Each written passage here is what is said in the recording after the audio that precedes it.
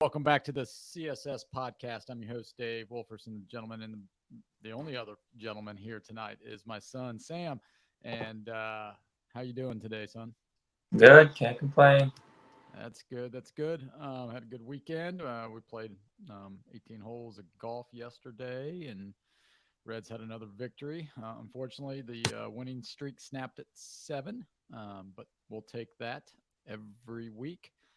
Um, Charlie is not here again this week. He is on vacation. He's out on the DC area with his boys and hitting a couple of stadiums along the way. We're trying to get him to call in and do a report, live report, but I don't think that's going to work. So we'll go with 2 tonight. We got a good show. This is podcast number 91. I can't believe we're coming up on our 2-year anniversary, and we should have something fun for that if the producer can get on the stick and produce some stuff for us. But tonight's episode's titled "Greatest Sports Achievement in the Last 100 Years." So we will talk about that. We will go through our rankings, and then we will come up with a consensus CSS consensus ranking of the top 5, and then we'll see what you guys out there in listening land think. So, if you are new to the show, we thank you for tuning in and listening. We're also live on YouTube here, so you can find us at CSS Podcast or Cincy Sports Scene, I should say, on YouTube, and Cincy Sports Scene on any podcasting platform. So if you do, please hit the like and subscribe. It helps us out a lot. All right. This week was a down week. FC Cincinnati did not play. They're off. Let me ask you a question. With all this stuff going on, all these tournaments, Bryce Harper made a comment to the commissioner. He actually had a meeting with the commissioner, and he wanted to take like 3 weeks off and play in the Olympics, just because hockey does that in the Winter Olympics, and it's just something that everybody dreams of being an Olympic athlete. So, what do you think about that? I actually like it. It's every 4 years, so it's not something that you have to build into every season.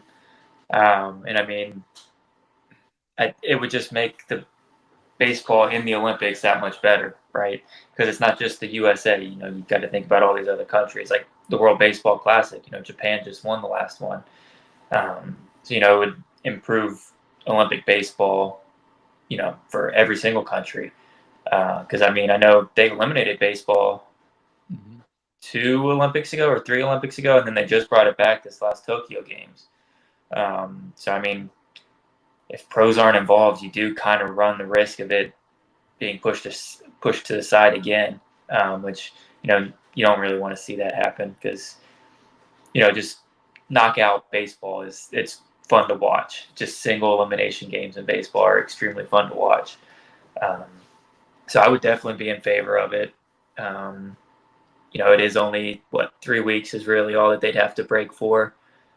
You could, in theory, you could use that as the All-Star break that year, and then just kind of extend it out from that if you wanted to. I know that'd be about a month later than it usually would be. Yeah, it'd be end of November, early December, and Well, no, Summer Olympics are in August. yes, no, but what I'm saying is the baseball season. Oh, the season be pushed. Yeah. That's the one thing that I don't think. That's the tough thing is Well, I've been saying 162 is probably too many games. So, well, I guess that's a different discussion though. right. That is. If they can figure out a way to make it work, I think they should. But yeah, if you extend 3 weeks into November, you're playing World Series games on November 20th, and say the Rockies are good one year and they're in it. That's just baseball. So anywhere. Boston, right. Chicago. Yeah. Any northern city, it's Yeah. crappy. Yeah. So I don't know, and it gets started a lot earlier. Unless they go neutral site, which I mean they did it that COVID year, right? I wouldn't be surprised. I mean, I don't know. That would I think be all these ideally want these things to be neutral sites. I think they really. Yeah, but that would be a hard pill to swallow if you're a Reds fan, right? Since Oh yeah, 1990. And yeah, they get into the World Series, and all of a sudden they say, "Oh, by the way, guess what? You're yeah, going to LA because that's warm and yeah, it's a neutral site." And yeah. no, I don't like that at all. But yes, I understand that. Oh, well, I just thought that would be you know, a good thing to open up the show since FC Cincy isn't playing, and I know soccer takes breaks for the World Cup and now for these other cups, and I just wanted to get. Well, that's the thing. MLS doesn't stop. They don't stop for these tournaments. Okay. Oh, Uh, they don't. I no, thought. Okay. Well, yeah, I think it was just kind of like a bye week built into FCC schedule because they play next weekend, yeah. and Copa America starts next weekend. Okay. They don't stop for these tournaments. The rest of all the other leagues do, because I mean this is their off season right now because they go through the winter. Right. But they have built in, this past World Cup that was in November, they stopped the leagues and you know, they made it work. So, and they still got I think their finishing date got pushed back by like a week and a half. Yeah. I mean, I think you have to. They don't play as many games either. True, So right. They only play once a week, and sometimes they play twice a week, so you can just have more twice a week games. exactly. Whereas baseball, you'd be getting rid of pretty much every off day if you wanted to. Exactly. Yeah. No, I don't think that. Or they'd have to go back to double headers, and Yeah. MLPB is not going to do that. So, oh well, that was a fun topic. We'll see what that was. But in the week that was, some of the news, something like little rumor yesterday. I don't know. We're talking Bengals now. Joe Burrow. There's those people out there that think that it sounded like him. Had that little orange tint, and people are thinking that he might be on the cover of Madden. I hope he's not because I hope he's not too. he can't have any more injuries because I know the Madden curse has been broken, but it would be typical of The Cincinnati curse the Madden curse would take full effect. Yeah. Right. Yeah, and some people had done some deep dives on that, and based on recent history, Joe Burrow didn't play enough games last year to get the Madden cover. I think like you have to go all the way back to Odell Beckham in like 2014 or 15, and he played in 12 games. Everybody else has played a full season or they missed one game. So I don't see it happening. Somebody on Twitter, I can't remember who it was, they slowed the video down and like they voice changed it to try and get it to match Burrow, and they couldn't. So they, their own analysis, it can't be Joe Burrow. So all right, well, I didn't want him on the cover this year because don't either. So don't want that jinx. So that's one of the Bengals news. Another Bengals news, T. Higgins and Jamar Chase making T. Higgins might be making a little noise, especially after Justin Jefferson's huge contract. I know that has taken a ripple effect in the NFL with CD Lamb he wasn't at the Dallas mandatory camp. He wants a contract. T. Higgins. I mean, he's not going to command that kind of money, but it sets the market. I don't know. Thoughts on and then obviously Jamar Chase just sitting back there like, okay, where does this go? Because I was waiting for Justin to sign, and now I'm gonna get my money. yeah, I mean, if you're the Bengals, I think you have to try and get Chase done as soon as possible. I think their stance on T has already been established. They're going to go the Jesse Bates route. If he wants to play, he's going to play on the tag for the 1 year, and they'll go from there. They're at their number. He's at his. I don't think either side's going to budge. So, I mean, I think if you're the Bengals, I think you've got to try and get Chase now before CeeDee Lamb resigns, Tyreek Hill resigns, all these guys that are going to just bump that market and raise the market even more. I think you got to try and lock Chase in now. I I don't know if you can get away with starting lower than what Jefferson just got, or if you got to start at where Jefferson is. I don't really know what the number would I be. I think it's all about the guarantee, because I mean Yeah, you can work the I mean they could be they could give Chase 150 million, but only guarantee 50 million, right? right. And Yeah, Chase wouldn't be happy with that. It's all, and that's the hold up with T, right? I mean, he wants a same. multi-year deal, but he wants guaranteed money, and Yeah. the Bengals aren't going to do that. No, I mean they never have, in part because our owners don't have enough money to actually do that. Because I think I mentioned this before, when you guarantee money, 80% of it has to go into an escrow account the second they sign on the dotted line. So I mean, if somebody, they just whatever Burrow's guarantee is, that's already, put away. But say you want Higgins and Chase, 120 million guaranteed between both of them. I don't know if the Brown family has that kind of cash, just right now, just ready to go. Um, so that is another issue, unfortunately, that as Bengals fans we run into. It's not a salary cap issue. It's not even a total dollars issue. It is a guarantee issue, and the biggest issue with the guarantees is we just don't have the physical cash to actually be able to Yeah, guarantee it per the NFL's rules. yeah, that's a very valid point. And I mean, Burrow is going to be not this year, but next year it's going to be 50 million, right? Yeah, That's going to be his. that's when his cap That's hit. right. So, Which the it's cap is going up, but right. again, none of this is really salary cap issues. It's physical cash, So that's just kind of the issue, that as long as the Browns are owning the Bengals, that we're just always going to have. Right. Those issues are never going to go away. Because they're the I think they're the poorest ownership group in the NFL in terms of assets outside of the team, right, right, because because that's the only they don't thing they have have. anything else. Right, it's just the team, and that's what I was going I to make. think it's them, Kansas City, the Hunt family in Kansas City is the same way. Their only asset is the Chiefs. And I think there was another team. I can't remember who, where Well, Green their only Bay asset is on. is I the mean, football team. Green Bay doesn't have an owner, right, but it's I can't remember what the other team is now off the top of my head. is it the Roonies Steelers? It might be, yeah.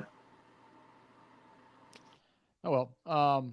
Moving on, a couple of things on USA Today with the Bengals. They had the head football coaching rankings coming out, and Andy Reid was number one. But Zach Taylor is in the top 10. He's number 7 this year, heading into the season. I know last year he was, I want to say he was like out of the top 10 or Wasn't he right like at 10, 14? something. I mean, he was, I can't remember exactly where he was at, but, top 7. And the reasoning behind it is what he did with Jake Browning when Burrow went down. Yeah. Um, so kudos to Zach on that. Hopefully, after winning the Super Bowl this year, he'll move up to number 1, and then Crawley can dance around the Zach Culture Club.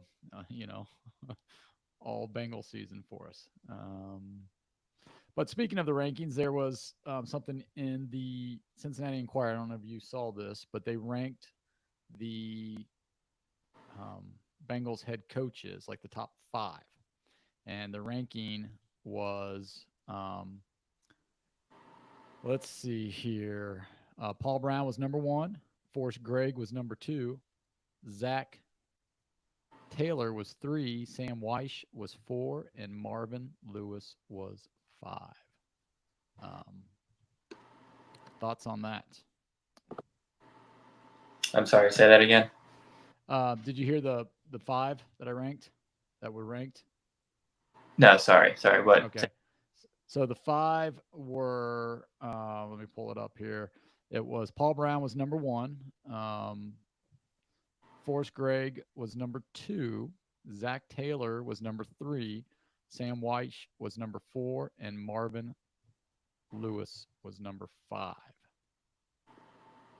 I mean, a little surprised Zach Taylor's already at 3. But I guess, I mean, he has had, compared to everybody else, really good playoff success. So, and I mean, there's no Super Bowls to really define Right. anyone. I mean, Paul Brown, obviously.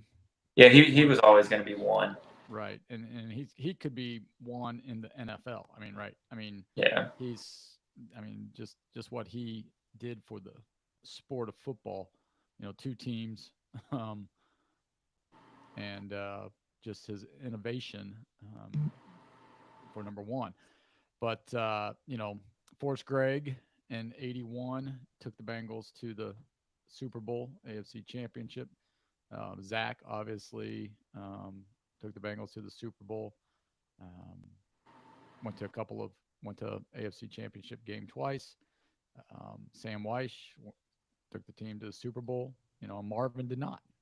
um, Yeah. and there are people that were I, upset that Zach was rated ahead of Marvin because Marvin, really turned the franchise around he from really did. I mean, as from the much as, we kind of hate on Marvin around here just because of his lack of playoff success, I mean, nobody wanted to take the Bengals job. Like, that was, and he took it. And I mean, he made them into kind of, I'd say, a league average franchise. So he was here 15 years, 15, 16. He made the playoffs 7 or 8 times. So you figure half the years you're in the playoffs. I mean, that's about league average, I would say. So compared to where the Bengals were before he got there, I mean, I mean, you're talking greatest of all time right there. So Yeah, yes. And and you could always say what ifs with the Carson Palmer injury if that did not happen. yeah, Right. I mean, that was one of our episodes, the greatest what ifs in Cincinnati history. What if he didn't get hurt? Who knows? Who knows? We could be talking about Marvin winning a Super Bowl because that team was loaded. I really think we would be. Yep. I mean, that team was really good.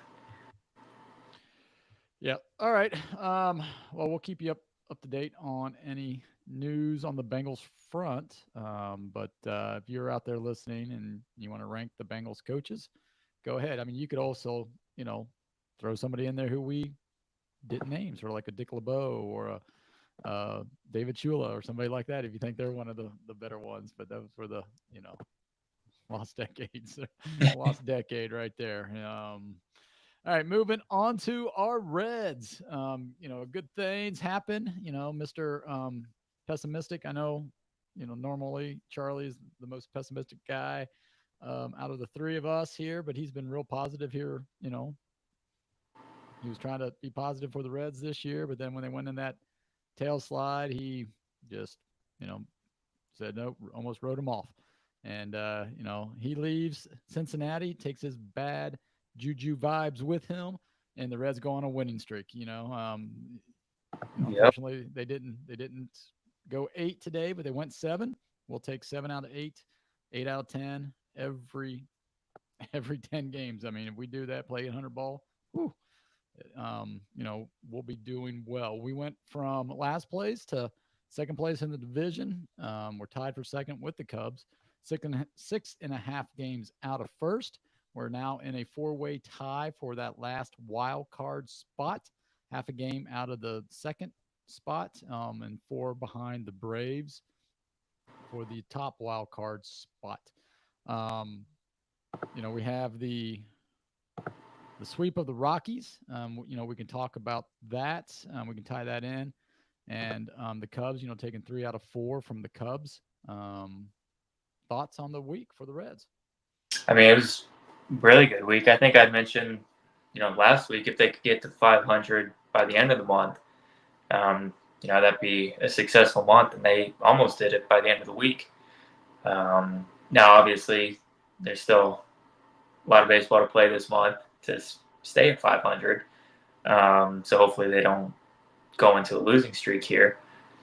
But yeah, I mean, it was very reminiscent of last year, just kind of the vibe around the team. Some key contributors who had just, hadn't been doing much all season, finally, starting to warm up here. And I think TJ Friedel coming back is, I think I underestimated him being out, just kind of the importance to the team. I just underestimated him, I guess. I think, but he's been really important. I think we've seen that come off the IL here that second time, just how important he's been for the team. Yeah, he's the spark plug, right? You always have that one guy that you look to ignite something, to be the leader, those type of things. And I think TJ is that. I mean, he's in the lineup every day. He's batting against left-handers, even though David Bell moves him down in the order. But Mm-hmm. but he hits left-handers, right? I mean, he's still continuing to hit left-handed pitching really, really well, and that's why he's in the lineup, unlike a Will Benson, who can't. I mean, he's struggling hitting right-handed pitchers as well. But it's just one of those things that, yeah, when your catalyst is out for an extended period of time, it sort of takes a toll. You're trying to find your way. And with him back, it just seems like there's just more of a rhythm. Okay, this is what we're going to do. This is how we're going to do it. We know he's going to be in the lineup. We're going to be this. We're going to do this. And I think it just puts everybody else at ease, and knowing that. And some players are starting to heat up a little bit as well, and Mm-hmm. it's a good thing. And it's almost reminiscent of last year, this winning streak. But if you look forward, in another, probably at the end of the month here, we'll probably get CES. He might come back by the All-Star break, before the All-Star break. Um, and then you're looking at um, Marte will be coming back. So those two Yeah. we'll put in. Now, CES has to do a lot better than what he did. Yeah, I'm not sure his spot's a Right. given. No, it's not. I But don't think it's a given, but I mean, I say that, but then I also don't know that you can just keep trotting Espinal out there.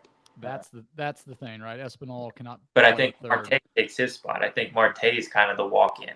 Right, I don't Marte. think CS is guaranteed the starting spot when he gets back. Right, and Marte can start. I think Tuesday. I think. I think on his rehab or On his, yeah, he can. I mean, yeah. I know he's down. He's down with the team. He can do team activities, but now he can actually start. I think it's Tuesday or Thursday.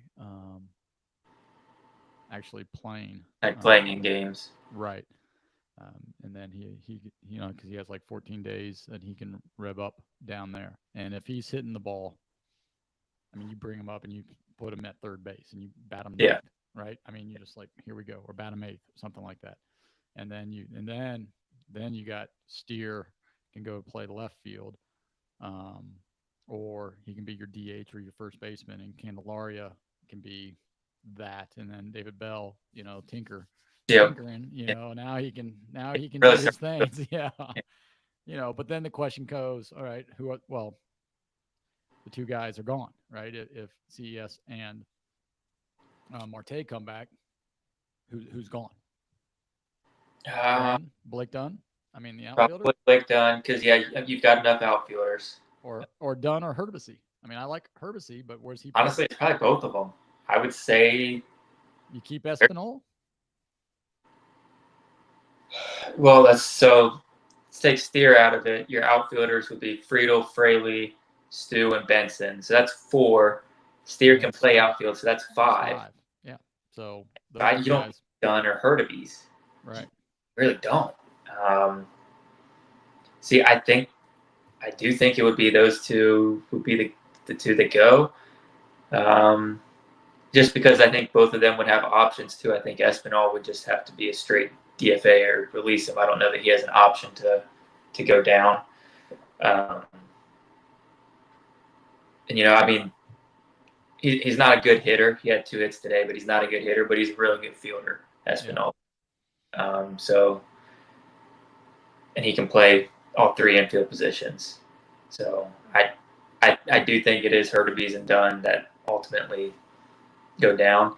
But I mean, shoot, we're still a month out. Somebody else is probably going to get hurt. It's just the way the Reds go. So that'll eliminate one of the issues right there. So speaking of injuries, they moved Brandon Williamson to the 60-day IL, shoulder. Just Yeah.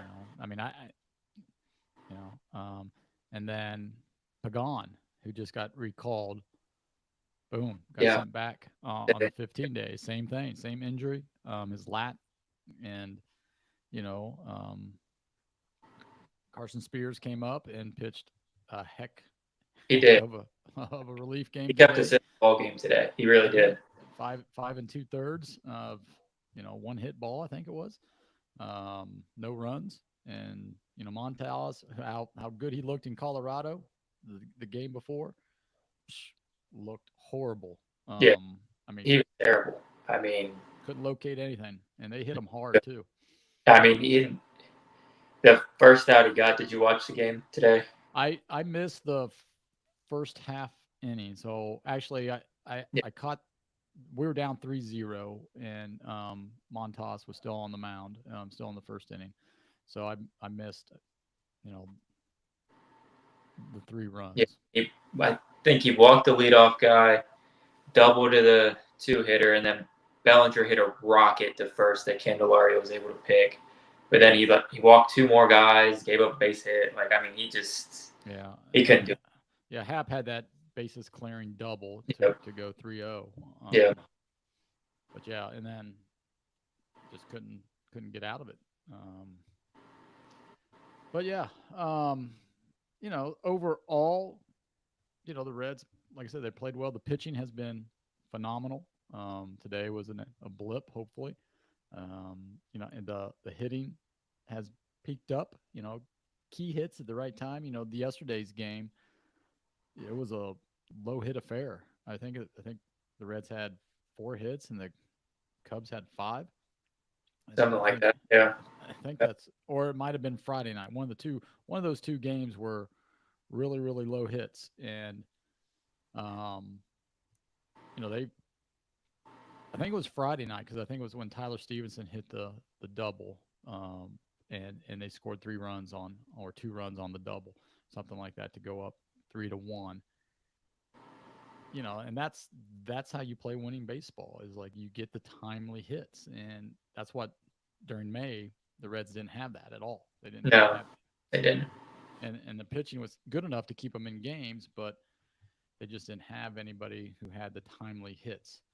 And Saturday, the timely hit was Friedel in his bomb. Well, I think I was listening up to the radio coming back from golf yesterday, and they mentioned something about 2-out runs this series.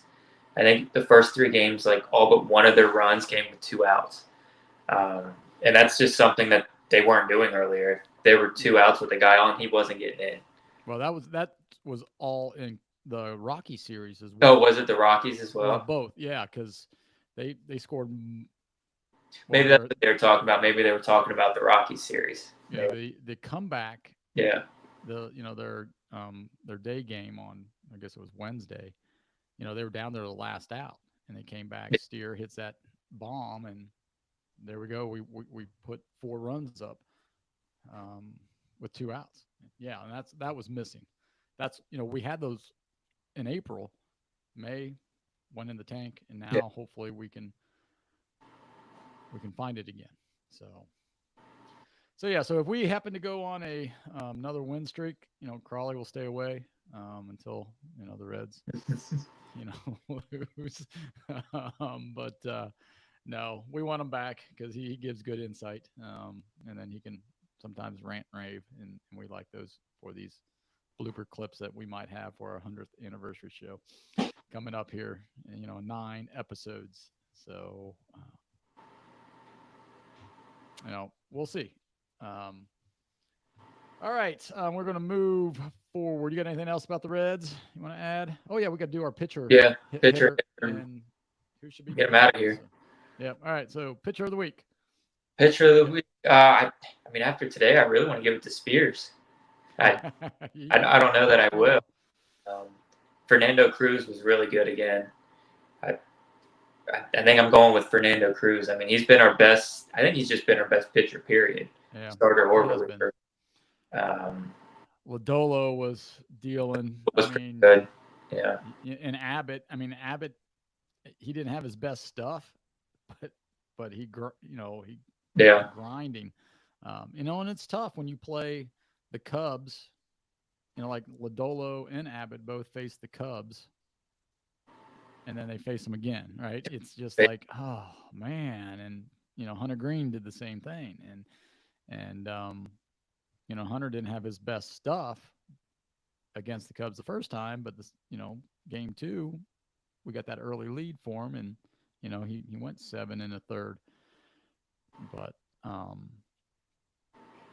I it'll be between Lodolo and Cruz for me, just because they are both.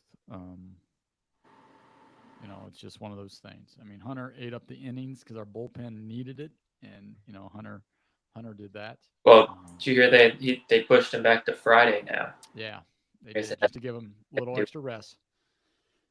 Which it's not a bad thing. Probably. Now the question is, because Spears, everybody thought Spears was going to get called up to pitch. Yeah, on he Tuesday. Yeah. Yeah, he won't. And then turn around and pitch 2 days later. Yeah, I don't know. They'll go bullpen day or call somebody else up, unless they throw hopefully they don't throw Martinez. Start. No, he can't. He sucks as a starter. Right. So maybe you go Suter for 1, and then Martinez for 5, like he's and then go a bullpen day. Yeah. Or I don't know what Ashcraft's been doing since they sent him down. Would they call him back up? He has to stay down there, I think, 10 days before. Oh, does he? Unless there's an injury, which yeah. Well, would Pagan count as an injury? Who? Pagan, would he count? That's what Spears took his spot. Oh, okay. So yeah.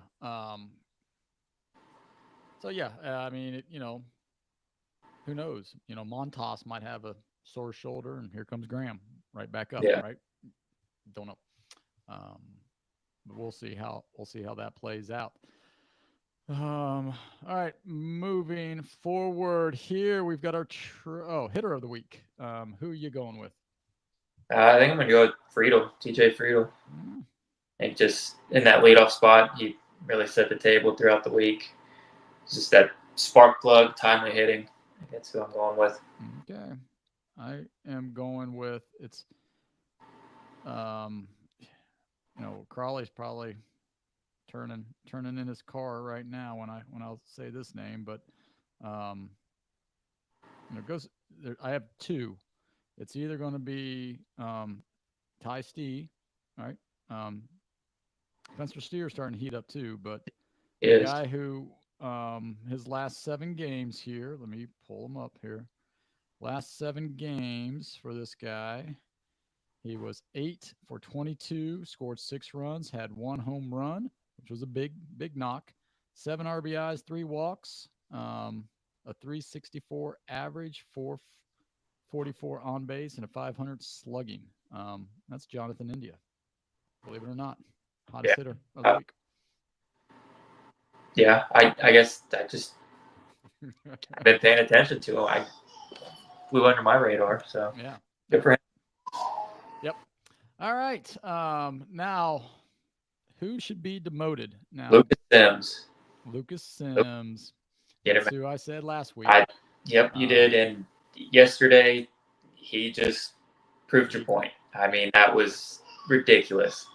I don't even know why David Bell put him out there in the 9th in the save situation. Blame David Bell for putting him there, but then credit him for realizing it right away and him out of there.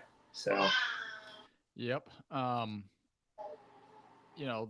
Nick Martini was gone, right? He got demoted, and Blake Dunn came up, and Dunn hasn't really.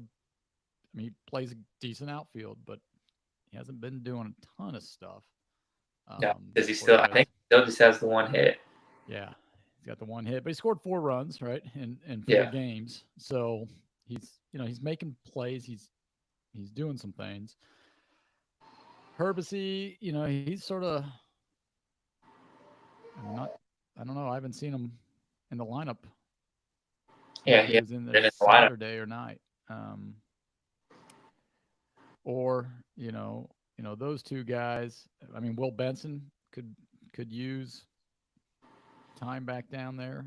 He has options, but I'm still sticking with Sims. I just think Lucas Sims needs to go down, and Yeah. Figure it out. And then Graham Ashcraft could come back in the bullpen and take his spot. Yeah. Yeah, I wouldn't be opposed to that. All right. I'd like to see out of the bullpen just to see if he can do it, what he's got out of there. So. Yep. All right. We're going to move on to our trivia. Last week, Charlie had the trivia question, and he wasn't here, so we will review that for you. Basically, he said that the Reds, for this year's Major League Baseball, is drafting second overall, and they have drafted second 3 times in their history. And he had, this is Mr. Crawley here. He likes to have 2-parters and 3-parters for us.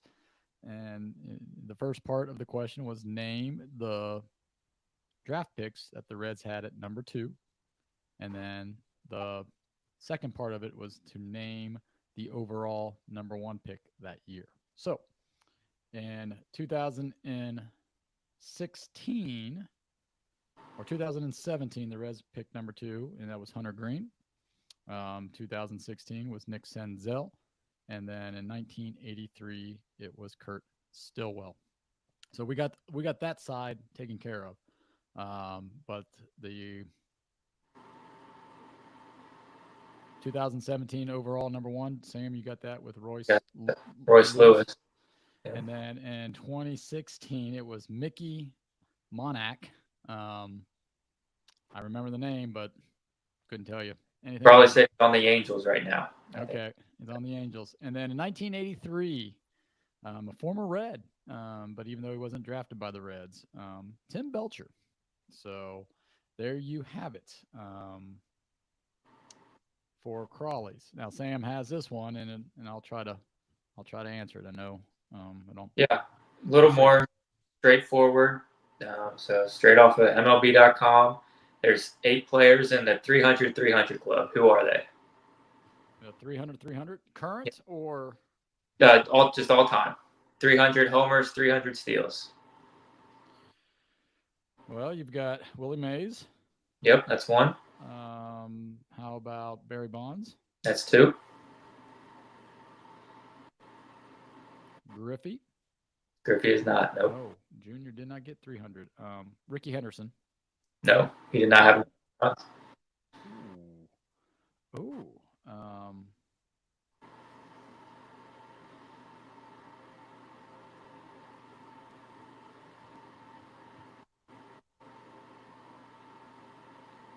Hank Aaron never had 300 stolen bases. Nope. Eric Davis never had the home runs. Nope. Larkin never had the home runs. Did A-Rod have stolen bases? A-Rod, yep. Okay. A-Rod's 3. So Willie Mays, Barry Bonds, and A-Rod.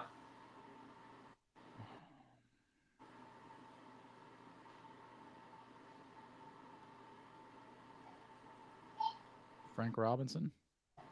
Nope. Let's see. They're all going to be, let's see, outside of one remaining, 80s are more current. Okay.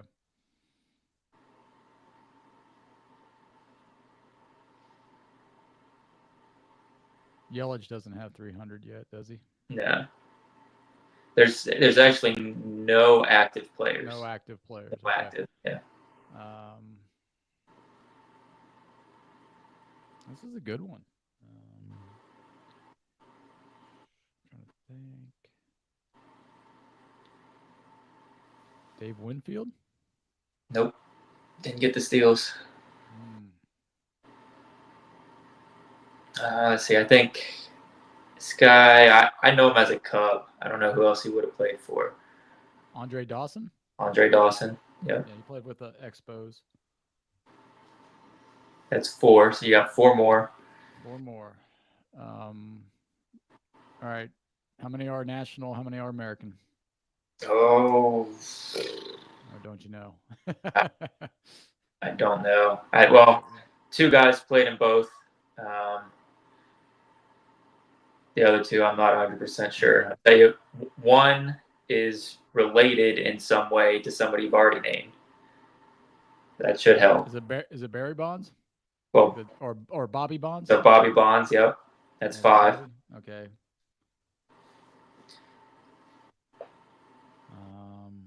Let me see. I think. So the rest should be 80s, 90s, 2000s, right? Yeah. What about? Just trying to think. You know what? Why don't we save this? You want to save it? Save it for Crawley. See if he All can right. come up with Save the other 3. So the other 3. So yep. So let's save it. So I've got 5 out of the 8. If you want to play along, you can go ahead and shoot us a direct message on Instagram or at Twitter or Facebook at Cincy Sports Scene. Or if you're watching this on YouTube, you can just put it in the comments. List your 8 that have had 300 and 300.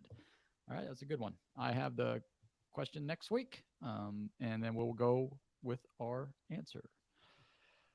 All right, moving on to our topic of the week. This is going to be a fun one here. Charlie did send in his list for me, his top 5. So what I think we'll do is talk about the ranking of the greatest sports achievement in the last 100 years. We'll throw out either 5 or 10 of our top sports achievements. And then together, you and I will rank our lists, all 3 of ours list, and come up with the top 5. And then we'll see what the listeners think. All right. Sounds good.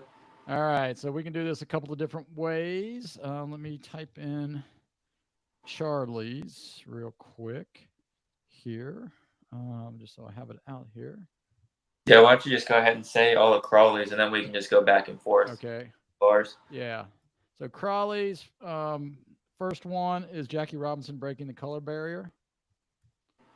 Second one is Gretzky, most points.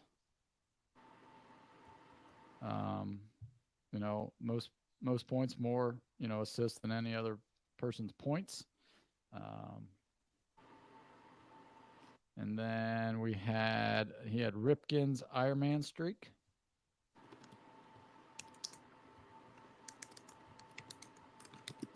And then Wilt Chamberlain. Let's see. Chamberlain. The legend 100-point game. No, not the 100-point game. Oh. It was in the season, the 50.25 rebound. Oh, the average. Averaged, yeah. And then his last one, his second last one was Usain Bolt. His 100 and 200 world record in the Olympics. And then UCLA 10 championships in 12 years. All right. Where do you want to go? I'll just say my first one. I'm actually kind of surprised it's sitting on Crawley's list, but Roger Bannister breaking the 4-minute mile. You know what? That was my number 2 that I had. Yeah, I'm surprised. The track guy didn't have that. So. He went with probably Usain Bolt. Yeah. Recency bias. That's yeah. That's Crawley. He doesn't care about. Oh yeah, and I know Bannister's record since been broken, but I mean he was right. the first one to do it. So. Yeah. Yes, and at that point nobody thought it was possible. So. Right. Yeah, and everybody was trying it up until then. So yes. So we both have that one. I'll throw one out there then. My number 1. I'll go number 5. I had Tigers 281 consecutive weeks at number 1. That was 5A, and 5B was Tigers 683 weeks overall at number 1. Yeah. The closest guy is Greg Norman at 330. They said if it was Scotty Scheffler, he would have to play at this pace for 12 years and 2 months to catch Woods. Yeah. That's ridiculous. Right. So that was my number 5. All right, where do you want to go next? So I had Gretzky on mine like Crawley did. Okay. Got Bo Jackson, All-Star in 2 different professional sports. Okay.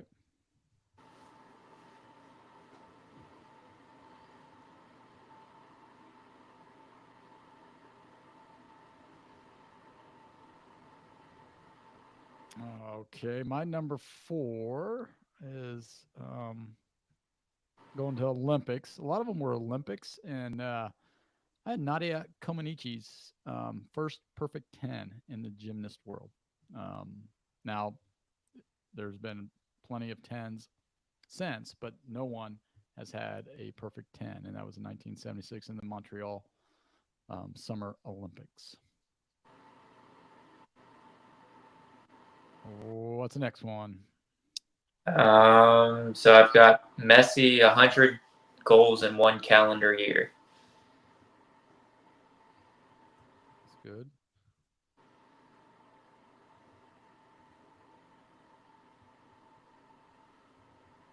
Okay. My next one, I had UCLA 7 consecutive NCAA titles, not just the 10 and 12, but 7 in a row. I don't think you'll ever see that happen again. No, I don't think you will. No. No. All right. Well, where are you going next? Eric Gagne's 84 save streak, 84 straight saves. Okay. That's good. I like Gagne's. So my 2 was Roger Bannister, but I'll throw something else in there that's might not be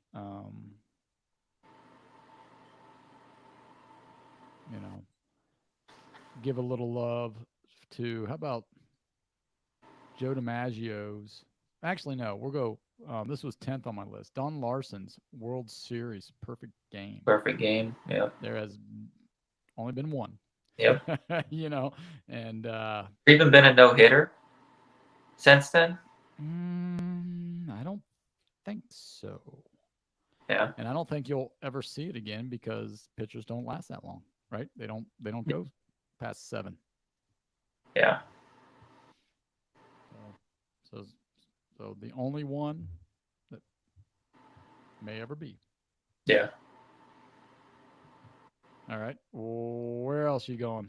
Michael Phelps, 23 gold medals, Olympic gold medals. He has 28, doesn't he? 28 total medals, 23. Yeah. Oh, 23 gold? Gold, yeah. Yeah.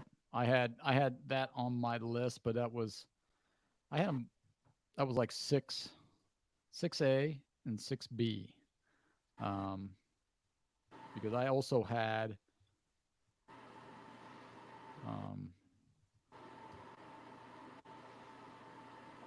let's see here. Let me get that in there. All right. So I also had, as part of that, was Mark Spitz, 7 gold and 7 world records in the 72 Olympics. I know Phelps had 8, but he didn't have the world records with him.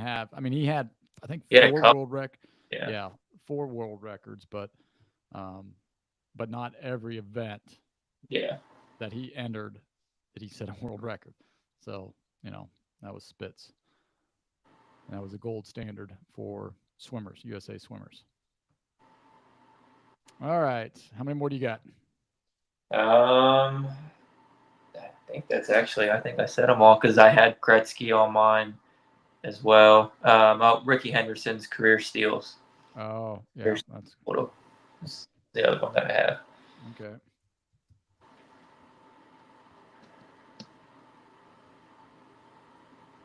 All right. So I had a few extra ones on just for, and my top 10. Let's see here. I already told you my 10 with Don Larson, but my number 9 was the 1988 or 84. Is it 84? Yeah, 84 USA women's gymnastics gold medal. That was, something that, the whole United States were just crazy over. Mary Lou Retton, um, all those people there. It was just, it just set the gymnastic world, and now we're like at the top. We took over from Russia and the countries, Middle Eastern countries there, and and now we're the most dominant team. Number 8, I had Joe DiMaggio's 56 game hitting streak. I know there's been people that have been approaching that, but haven't. I think Pete Rose, 44, was the most since Yeah. DiMaggio's. I know we've had a couple here recently in the 30s, but I think Jimmy Rollins, I think he got into the 40s. did he? I think he did, yeah. Yeah, I don't think he got past Pete though. He did not get. Yeah. No. Yeah, I know he did. Because still has the National League record. Right. And then let's see here. So, and then number 7, I had Secretariat's 31 lengths victory at the Belmont for the Triple Crown. Even though he wasn't, it's not a person, but it was a horse. Best in your field and going for the Triple Crown, you just put down the motor and you beat your competitors by 31 lengths. I mean, it's crazy. And then my top 5 rounded it out. My 6 was the Spitz, but then I had a couple of others on that I didn't rank. I have like a couple random ones. They're not. All right, so go ahead. See if we have any. Robert Horry, 7 for 7 in his career in NBA Finals. I mean, it's just kind of random, just because he was never the main guy or anything. Right. Random accomplishment, I guess you could say. Cool little stat, I guess, is more along the lines of what that is. Right. So yeah, I had that one. I had another one, kind of same thing. Vince Carter scored a basket in the 90s, 2000s, 2010s, and 2020s. So 4 different decades. I don't know that nobody anytime soon is gonna do that. So yeah, because I mean, I don't, unless LeBron plays until 2030, which who knows, he might, but he's or somebody 2009. If he's listening to this, I mean, he knows that. He probably knows about that, obviously, because he is a student of the game, and that might be a record that he might want to try to get. Yeah, well, I mean, if you want to just throw LeBron's career points, he's over 40,000 now. So I mean, that's an accomplishment into itself. So. All right. A couple of what I had Ripken's game streak in there. The reason I didn't rank it was because Lou Gehrig did it before, right? I mean, it was just, so I was looking for things that didn't, and I had Jackie Robinson on here as well, and I didn't rank it. I was debating it, and I was like going, okay. I mean, I know it shook up the whole, shook up a whole world, the sports landscape. Allowing African Americans to participate in sports. So it probably should be on my list, but I was thinking more of records, like, just numbers like that, numbers instead of cultural events, even though that probably should be on. I mean, it's on my list, but it probably should be ranked. So if that's one that we decide to put on there, Chris Crawley had it, rank it, we can do that. I would not be opposed at all to that. Another one, I had Buster Douglas knocking out Mike Tyson. That was, I mean, when it happened, it sent shockwaves because it was on pay-per-view back in the 90s, and I remember in college, we were poor, so we weren't going to pay for it. But then we were watching Sports Center, and it said, breaking news: Buster Douglas knocks out Mike Tyson, and we were like stunned, and because you just didn't do that. And then I had UConn's women basketball 111 game win streak. I didn't rank that because they had like 97 game win streak or whatever it was. Or right Yeah, after. before that. So, and then one for the Cincinnati folks. I had Pete Rose's 4,142 hits, breaking Ty Cobb's record. Um, and then a couple others that I had. I had um, the United States Women's National World Cup 1999. It sort of catapulted us into the most dominant team in World Cup here from the 2000s on. And then the last one, or I have two more. I have like another track. It was Bob Beeman's long jump gold. Jumped over 29 feet, 2.25 inches. That was 2 feet more than anybody has jumped previously. So, that's like a Roger Bannister type of thing. Yeah. And then the last one I had was Jack Nicklaus's 1986 Masters Championship at the age of 46. Is that the oldest anybody's ever been? I think so. Is it? I think. Because Tiger was. When did he? I mean, He's 47 now, I think. So he'd have been 42 when he won the Masters. 42 or 43. Yeah. Well, that was 2019, right? I think. I think it was. Yeah. Yeah. Yeah. So yeah, I think Jack was the oldest. Yeah, I'm pretty sure. At least now. All right, so now let's go ahead and let's rank from 5 to 1. So what out of our top 5, 6, 7, whatever we have, what is the fifth greatest accomplishment? What do you think?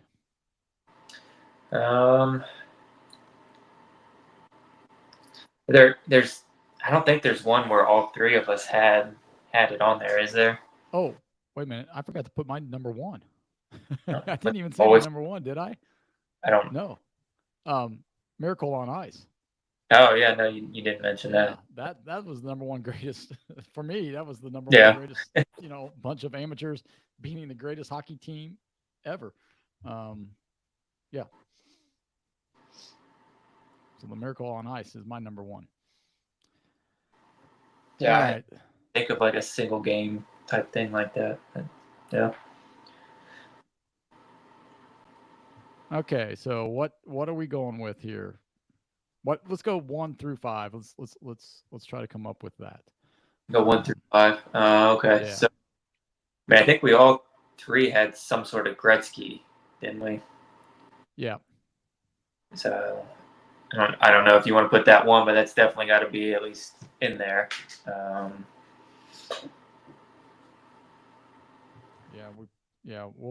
list that as I honestly, I'd be fine saying UCLA's 7 straight titles is number one.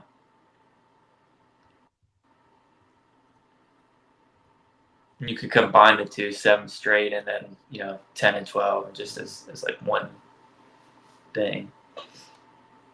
okay. 12. All right. And then Gretzky. Point total.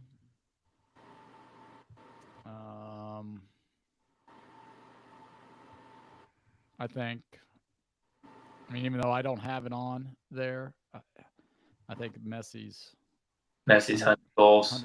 I think that's pretty impressive. I mean, Yeah, well, I mean that's one like when we were talking about like records that will never be broken. I mean right. that's one of those records that'll never be Yeah. broken.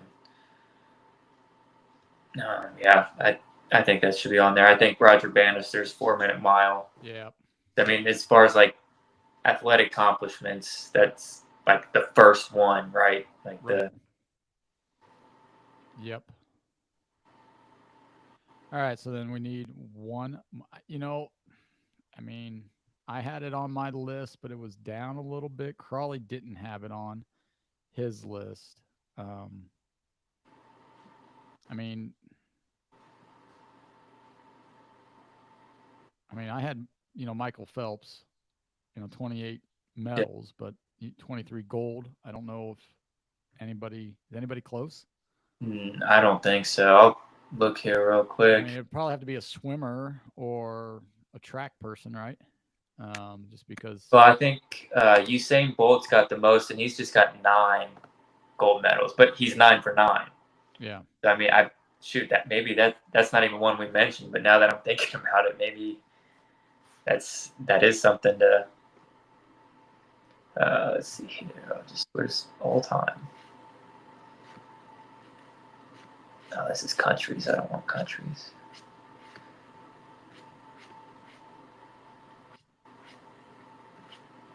I mean,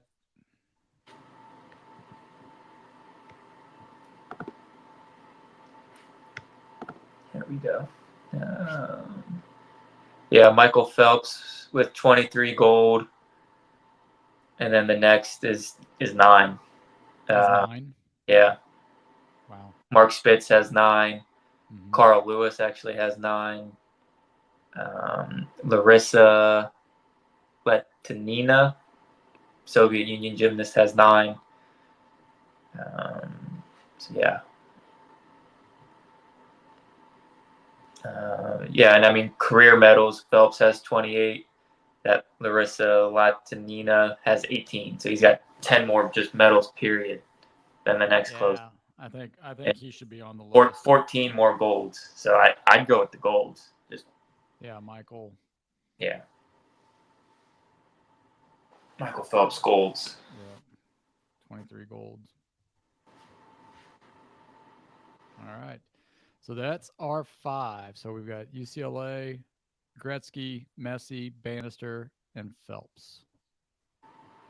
So do we want to put them in any order, or we just want to leave it? I said we've got our top 5. We can let the listeners decide. There we go. So yep. So we'll let you listeners decide. We probably missed some. I mean, there's probably a lot that, like Tom Brady's 7 Super Bowls, right? I mean, I just thought of that one. I'd say if he was 7 for 7, right. Yeah. But Michael Jackson or Michael Jordan 6 for 6. Jordan is 6 for 6, but he doesn't have the most either. So right. Bill Russell has the most, yeah. So, but Bill Russell also played when there was only 8 teams. So you know. But he had to play against Wilt. Yeah. So all right. So we'll let our listeners decide if we got these right, and if they think something is better. So once again, our 5 in no particular order: UCLA 7 straight national championships and 10 out of 12. Gretzky's point total, his assists are more than any other buddy's points. Messi's 100 goals in a calendar season, and then Roger Bannister's breaking the 4-minute mile, and then Michael Phelps's 23 gold medals. All right, that about wraps it up. Anything for the good of the order here? Nope. Going to battle for the Ohio's Cup on Tuesday and Wednesday as the Indians come to town, and hopefully the Reds can get back on the. Close enough. So they're the Guardians now, but close enough. Oh yeah, sorry, Guardians. Sorry, hey, sorry. When you grew up with them, my bad, folks. Oh well, Chief Wahoo, rest in peace. But anyhow, they're coming in town, and then the Reds go. Don't they? They travel somewhere, I think. Let me see. After Cleveland, yes, they go to Milwaukee and Pittsburgh. So we have to make hay there. We got to be able to make some ground up. We got 2, 3. the Brewers were, yeah, they were an issue last year. So Yep. And they were an issue early on this yeah, year. So yeah, so hopefully next week when we come to you, we'll have positive vibes here. Taking two from Cleveland, and I'll settle for two from Milwaukee, 2 out of 3 from Milwaukee, gain a game in the standings there. I'll be happy with that. Um, and then next week we'll have a good show for you. Like I said, Crawley should be back, and our topic will be father and son duos. So we will come up with the best father and son duos, and then we'll have a little debate. Which one was better, the father or the son? Um, so hopefully, for Father's Day weekend, I think that it's pretty fitting for that. So hopefully you'll tune in if you want to. We'll be coming to you live on YouTube at 8 p.m. on Father's Day. So you can check us out live. If not, you can always catch us on any of your podcasting platforms. Just look for Cincy Sports Scene. Excuse me. So for Charlie, who's not here, Sam, I am Dave. Everybody have a great weekend. Take care. yep.